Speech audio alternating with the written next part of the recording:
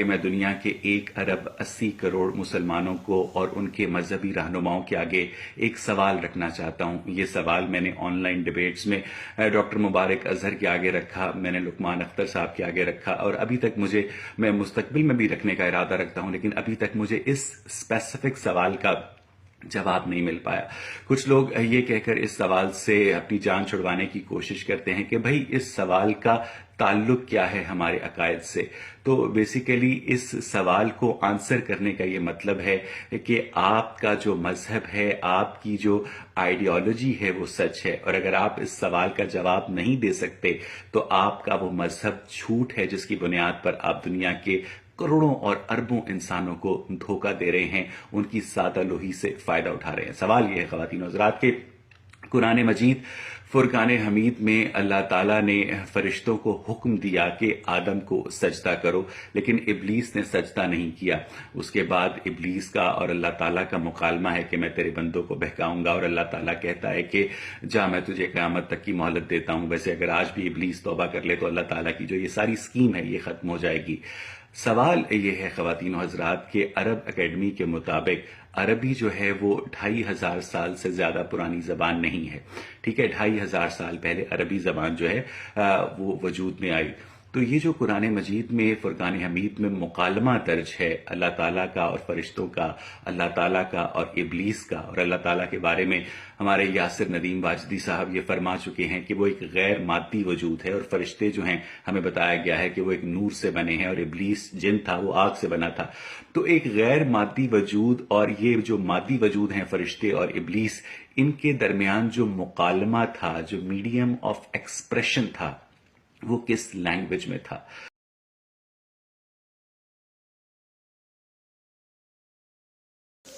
बिस्मिल्लाहिर्रहमानिर्रहीम। मैं आमतौर पर इस तरह के सवालात का जवाब नहीं देता, क्योंकि ये ज़्यादातर ट्रैप क्वेश्चंस होते हैं, बहुत से अजम्पशंस और बायस के साथ।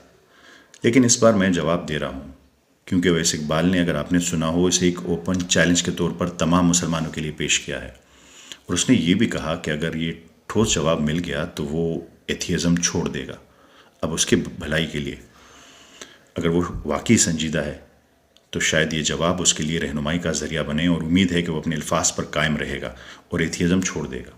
देखिए, मसला ये है कि अवैस इकबाल समझता है कि वो रब जिसने इस पूरी कायनात को बनाया वो इंसानी ज़ुबान पर मुनहसर होगा अपना पैगाम पहुंचाने के लिए। ये मफरूज़ा अजीब भी है और गैर संजीदा भी, बचकाना भी, लेकिन चूँकि वो मौजू को एथियस्टिक ज़ाविये से देखता है, इसलिए हम उसे साइंस की ज़ुबान में जवाब देते हैं। असल गलती इस सवाल में ये है कि वो मैसेज को, यानी मीनिंग को और लैंग्वेज को एक ही चीज़ समझता है, जबकि दोनों मुकम्मल तौर पर अलग चीज़ें हैं। आए बात को ज़रा डिटेल से समझते हैं। अवैस इकबाल कहता है, जब ज़ुबान ही ना थी, जब कोई लैंग्वेज ही ना थी, अरबिक या कोई भी, तो अल्लाह ताला ने अपना पैगाम शैतान तक कैसे पहुंचाया। अवैस इकबाल समझता है कि लैंग्वेज ही मैसेज है, जो कि गलत है। आपका दिमाग अल्फाज में नहीं सोचता, वो कंसेप्ट्स में, इमेजेस में, इमोशंस में, इंटेंशंस में और पैटर्न्स में सोचता है। उसके लिए लैंग्वेज की ज़रूरत नहीं। पर जब आप बोलना चाहें, आप फैसला करें, किसी और तक पहुंचाना चाहें, तो दिमाग असल मीनिंग को अल्फाज में लपेट देता है, यानी वो पैकेजिंग लैंग्वेज है। असल चीज़ मैसेज है। लैंग्वेज तो सिर्फ एक डिलीवरी का निज़ाम है। इसे ज़रा एक मिसाल से समझें। इसे आप इस तरह समझ सकते हैं कि पानी को मैसेज ले लें और पाइप को, जिससे पानी जाता है, लैंग्वेज ले लें। आप पैगाम पहुंचाने के लिए पाइप का इस्तेमाल करते हैं, पर पानी बगैर पाइप भी मौजूद रहता है। पाइप तो सिर्फ ट्रांसपोर्टेशन का एक निज़ाम है, वरना पानी को आप बकेट में, हाथों में, किसी और ज़रिए से भी पहुंचा सकते हैं। ज़रूरी नहीं कि पाइप हो। इसी तरह मैसेज को आप किसी और ज़रिए से भी पहुंचा सकते हैं, ज़रूरी नहीं कि लैंग्वेज हो। तो यानी अवैस इकबाल का असल सवाल यह है कि जब लैंग्वेज मौजूद नहीं थी तो फिर मैसेज आया मुंतकिल हो सकता है? और जवाब है हाँ, बिल्कुल हो सकता है। Nature communicates without words. Nature बगैर अल्फाज के कम्युनिकेट करता है।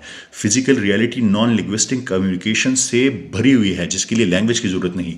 बायोलॉजी, न्यूरो साइंस और फिजिक्स सब चीख चीख कर एक ही बात कहती है, कम्युनिकेशन के लिए लैंग्वेज की कोई ज़रूरत नहीं। ज़ुबान तो बहुत बाद में बनी है, मैसेज मीनिंग पहले से था। हमारी वजूद के ये 37 ट्रिलियन सेल्स कैसे कम्युनिकेट करते हैं? केमिकली। जानवर सिग्नल्स के थ्रू कम्युनिकेट करते हैं, वर्ड्स के थ्रू नहीं। ह्यूमन ब्रेन के अंदर इंटरनल कम्युनिकेशन बगैर जुबान के होती है। आपके ब्रेन में हर टाइम कम्युनिकेशन हो रही है। बायोलॉजी पूरा कैसे काम करती है, न्यूरॉन्स कैसे काम करते हैं? इलेक्ट्रोकेमिकल सिग्नल से एक दूसरे से कम्युनिकेट करते हैं। ह्यूमन बॉडी की ये सेल्स, जैसे मैंने आपको कहा, रिसेप्टर सिग्नलिंग से काम करते हैं। प्लांट्स कैसे कम्युनिकेट करते हैं? बायो इलेक्ट्रिकल इम्पल्सिस से। ये पूरी जिंदगी कैसे कम्युनिकेट करती है? फिरोम से, बायोकेमिकल मार्कर से, न्यूरल सिग्नल से, इलेक्ट्रिकल पल्सिस से। अवैध साहब, जिंदगी को अल्फाज और इंसानी जुबानों की ज़रूरत नहीं है। हर वक्त कम्युनिकेशन जा रही है आपके अपने वजूद में, दिमाग में। आपके अपने जिस्म में केमिकल सिग्नल्स हैं। एड्रेनालाइन का क्या मतलब है? डेंजर। सेरोटोनिन का क्या मतलब है? वेलबींग। ऑक्सीटोसिन का क्या मतलब है? Bonding, trust. कोर्टिसोल का क्या मतलब है? स्ट्रेस। लफ्ज़ की ज़रूरत नहीं, लैंग्वेज की ज़रूरत नहीं, ये तमाम कम्युनिकेशन चल रही है अभी भी मेरे आपके जिस्म में, जहन में, वजूद में। लैंग्वेज महज कम्युनिकेशन की एक ही शक्ल है, पर यह सिर्फ एक ही रास्ता नहीं, इसके अलावा अनगिनत रास्ते हैं। साइंस तो ऑलरेडी डिमॉन्स्ट्रेट कर चुकी है कि वर्ड लेस कम्युनिकेशन हो सकती है, लैंग्वेज लेस कम्युनिकेशन हो सकती है, और सिर्फ नज़रियाती तौर पर नहीं, साइंस ने इसे एक्सपेरिमेंटल तौर पर साबित किया है। 2014 की ब्रेन टू ब्रेन कम्युनिकेशन ले लें, EEG से TMS में। उसमें क्या होता है? एक शख्स अपने जहन में यस आर नो सोचता है और दूसरे शख्स के दिमाग में इसके मीनिंग के मुताबिक लाइट पैटर्न्स ऑन हो जाते हैं और उससे पता चल जाता है कि उसने यस कहा या नो।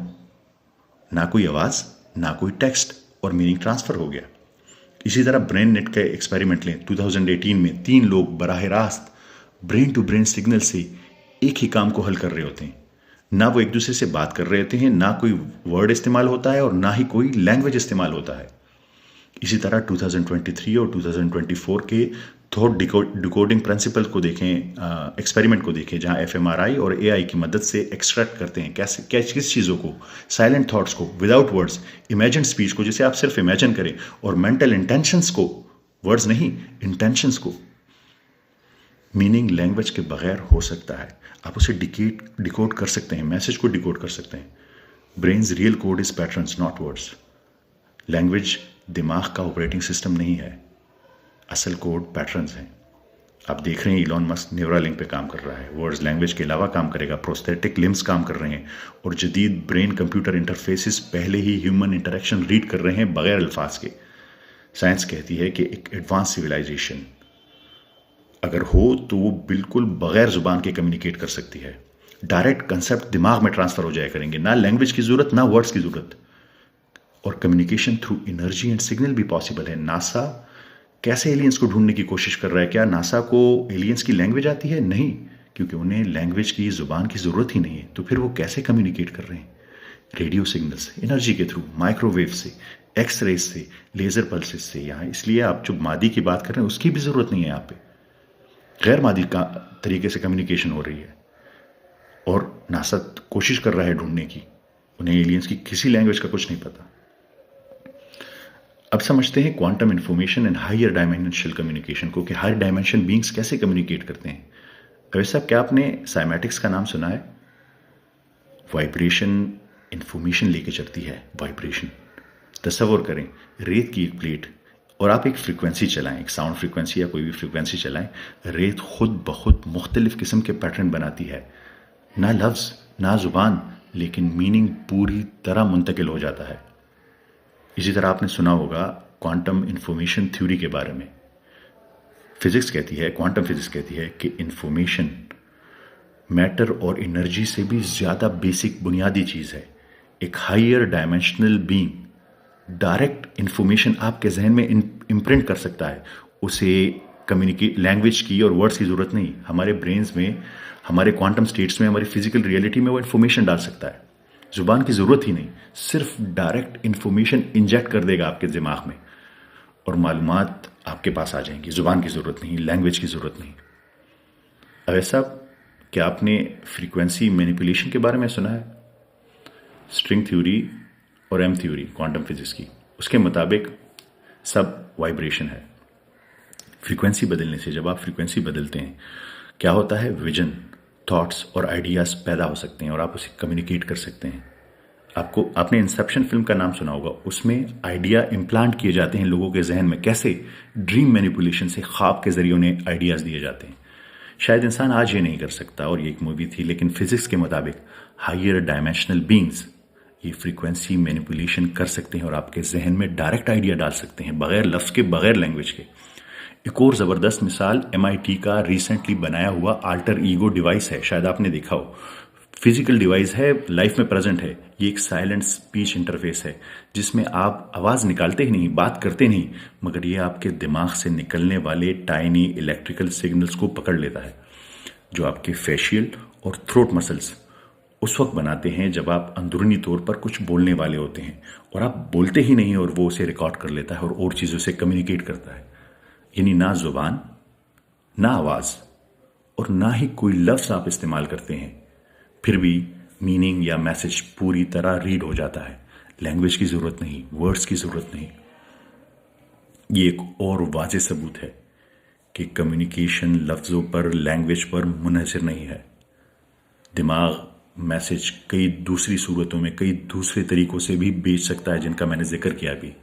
अल्लाह ताला हर चीज़ का खालिक है, वो इन तरीकों का खालिक भी है जो मैंने ऊपर बयान किए, और वो चाहे तो इन्हीं में से किसी के ज़रिए कम्युनिकेट कर सकता है या कोई और ऐसा तरीका इख्तियार कर सकता है जिसका इंसानों को अभी इल्म ही ना हो। हम अल्लाह ताला को उसकी क्रिएशंस की वजह से जानते हैं वैसा, वरना हम उसके बारे में ये कभी नहीं कह सकते कि वो मादी है, गैर मादी है, वो वरा उल वरा है। हम उसे उसकी क्रिएशन से पहचानते हैं। अवैस साहब, आप लैंग्वेज को मैसेज का सोर्स समझ रहे हैं, दोनों को सेम समझ रहे हैं। हालांकि लैंग्वेज सिर्फ एक कैरियर है, सिर्फ एक डिलीवरी सिस्टम है। मैसेज या मीनिंग कहीं ज़्यादा पुराना, गहरा और वसी है। वो लैंग्वेज से पहले भी मौजूद था और अब भी मौजूद है। ज़िंदगी बग़ैर ज़ुबान के कम्युनिकेट करती है, जैसे मैंने ऊपर बताया। दिमाग बग़ैर ज़ुबान के कम्युनिकेट करता है, जैसे मैंने एक्सप्लेन किया। साइंस रोज़ बग़ैर मीनिंग को, बग़ैर अल्फाज के डिकोड कर रही है। तो अगर सवाल यह है कि ज़ुबान से पहले मैसेज वजूद रख सकता था, तो हाँ, मैंने आपको साइंसी लिहाज से एक्सप्लेन किया। वो पहले भी मौजूद था और वो आज भी मौजूद है। अवैस साहब, आप अब ज़रूर समझ गए होंगे कि पाइप बाद में बना, पानी तो हमेशा से था, मैसेज हमेशा से था, लैंग्वेज अभी बनी है। अब सवाल यह है कि क्या आप इस साइंसी, बायोलॉजी, फिजिक्स के शवाहिद को, एविडेंसेस को भी रिजेक्ट करेंगे, या फिर अपने वादे पर कायम रहेंगे और एथियज़म को छोड़ देंगे? आप सबसे गुजारिश है कि इस मैसेज को ज़्यादा से ज़्यादा शेयर करें, ताकि अवैस इकबाल तक भी पहुंचे और उसके फॉलोअर्स तक भी पहुंचे। हमारा मकसद कहीं भी ये नहीं है कि हम सिर्फ उन्हें जवाब दे सकें। हम जनरली चाहते हैं कि शायद ये उनकी गाइडेंस का ज़रिया बन सके। आप